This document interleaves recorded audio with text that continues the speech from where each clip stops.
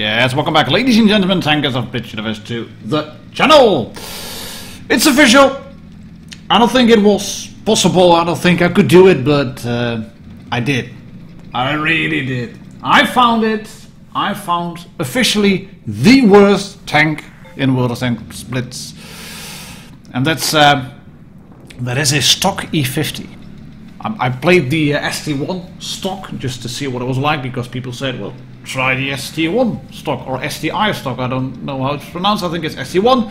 But the Tier 9 Russian heavy tank with that really good gun depression and that monster turret, which is epic when fully upgraded, but not so much when you are driving it in a stock configuration. And then there were people in the comment section stating, stock ST laughs in stock motion or stock PTA. And there were people saying, try the stock E50. So I did. I used the E50. I removed all the camouflage. I used a little bit of equipment. I decided not to use any terms of provisions, just little consumables, as you can see, a repair pack, a crew member repair kit, first aid kit, and a speed boost. I mounted the first gun. I used the stock engine, the turret, and oh god, this thing is awful. It's got armor, it has some weight, but it punches at 225 per shot. It has a god-awful aim time. It is slow to maneuver around. Look at this. This is top speed, and of course this is probably soft terrain, mid-terrain. It's not like those really nice paved roads that you get on Tuba or other city maps. And I had a discussion with a few people stating, why, Martin?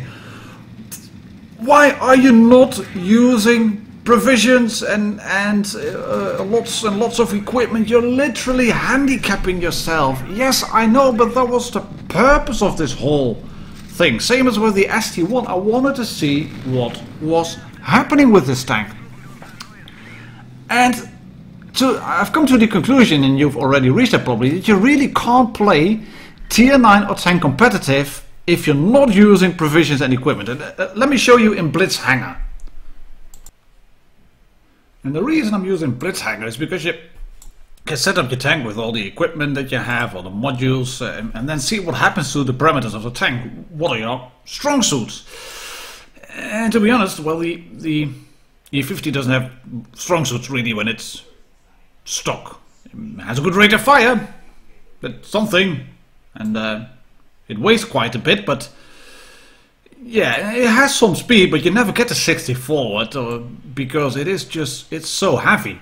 And mind you, I have this set to 100% because that was the tank I was driving. Say you are a new player and you've just been grinding, and then you have 3.5 million in terms of credits, and you think, oh, I'm gonna buy the E50, and then you have nothing. No credits left to buy anything, not a RAM or the improved modules or optics. In fact, you don't even have the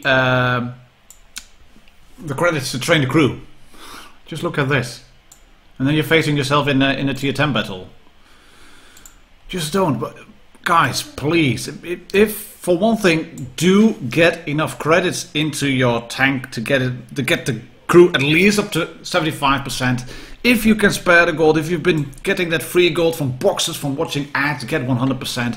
And please, please, please do this. Mount the first row of equipment. Consumables, provisions, that's another thing. I would always use consumables. Provisions, maybe not so much.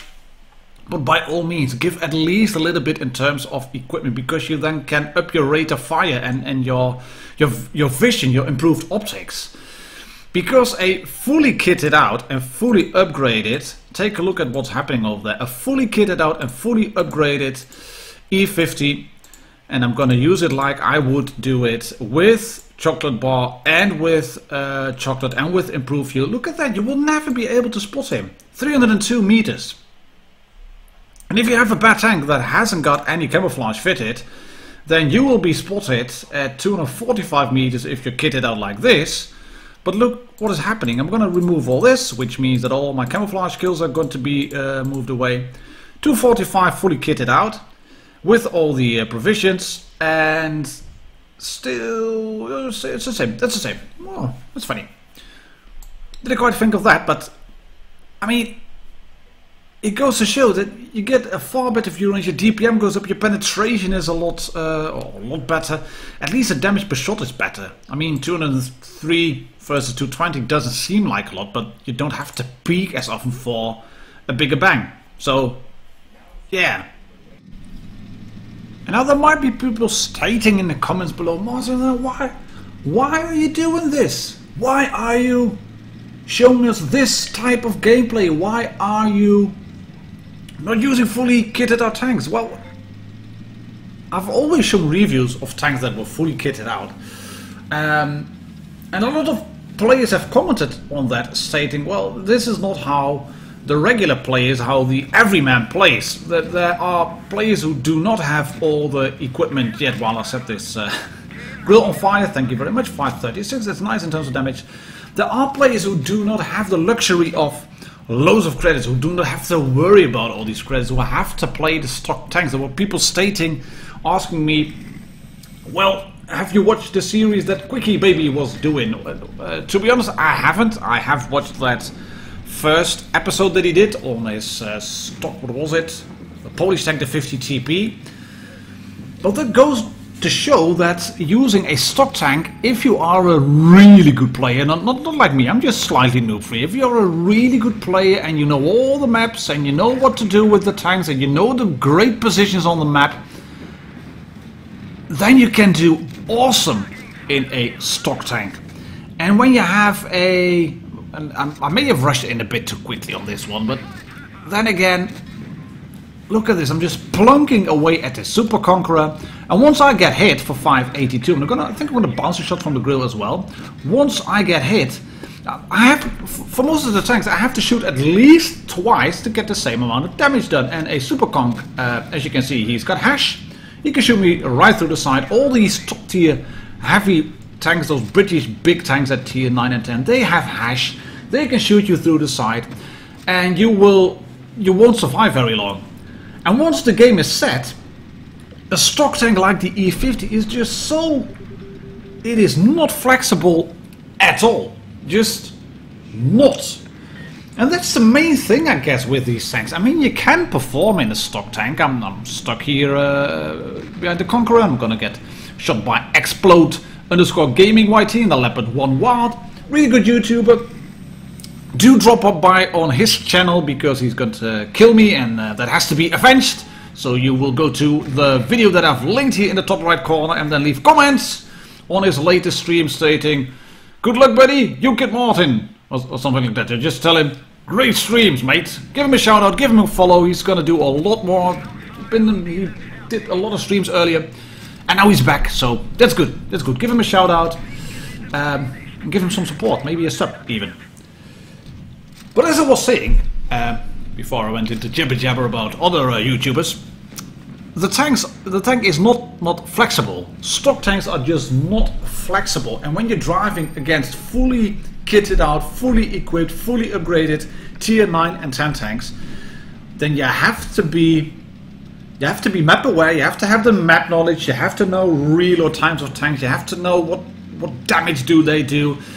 And you can see I'm going forward, I'm crossing, I was hoping to not get shot and then I wasn't, and then I was hoping to pass behind this Centurion, but oh no, sorry mate, he bumped into me. That was a bit annoying. Luckily I bounced a shot from the Löwe, and the Centurion is not happy with me. E50, F you! And I didn't see earlier because I have my chat turned off. But look at that, that is a tier 8 French heavy tank, premium one at that, but with my AP shells, I have no chance of penetrating in front of the except shooting that cupola. And that's a tier 8 tank. Say you're facing an E100 or a mouse with this tank. Martin, you should just flank around. Well, yeah, but the mobility on this tank is pants as well. Oh, no sense, no, I'm gonna pass behind you. Oh, the back! Sorry, buddy. I was trying to not ram into you, but we've lost decap and there's two heavies pushing over there. They're gonna shoot. Oh, they are shooting me already. Have to get behind the 704. Yes, do not get shot by the 704. Oh, cool. We're on the side and we can kill him. Thank you very much. And I've lost a lot of health. And I've lost my my ammo rack as well.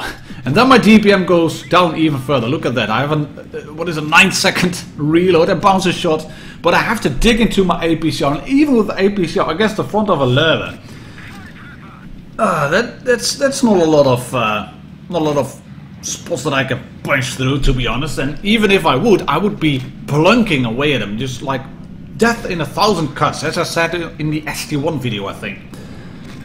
Tier 8, 9 and 10 tanks, it is about DPM, it is about quick mobility, it is about running around, and the game has changed. I've watched all the videos that I've done.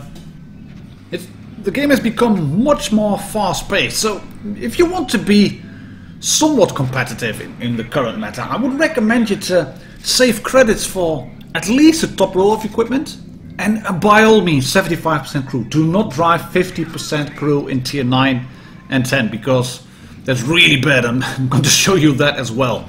But please do get the 75% crew. Use the first line of equipment, because otherwise playing tiers 8, 9 and 10 against fully equipped tanks, against premium tanks that have full crew, against premium tanks that you can buy from the shop that have full equipment already, that's just not very entertaining and very enjoying, at least in my book. So that's my recommendation. That's why I've driven an E50 stock, just to show you how bad it is. That's it for today, ladies and gentlemen, tankers of Blitz Universe. My name is Martin Dogger. Please subscribe if you haven't already, and I'll catch you all on the next video. Cheers and happy tanking.